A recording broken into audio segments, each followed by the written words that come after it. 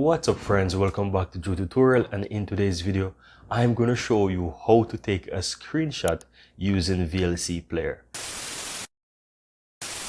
So what I'm going to do, I'm going to open up a video and play it with the VLC Player. So if you're watching a video and you would like to take a screenshot using the VLC Player, it's very easy. So let me show you how. So I have a video here guys, and I currently turn on the volume. So this video is playing. So let's say the video is playing and you like to take a screenshot of wherever you want. For example here, it doesn't matter. You can simply go ahead and pause the video where you want to take the screenshot.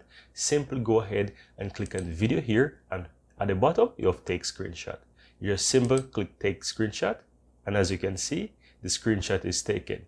Now you're wondering, where does this screenshot go? Right? Just simply open up your file explorer and simply go ahead and go to your photos, and as you can see, the screenshot is taken.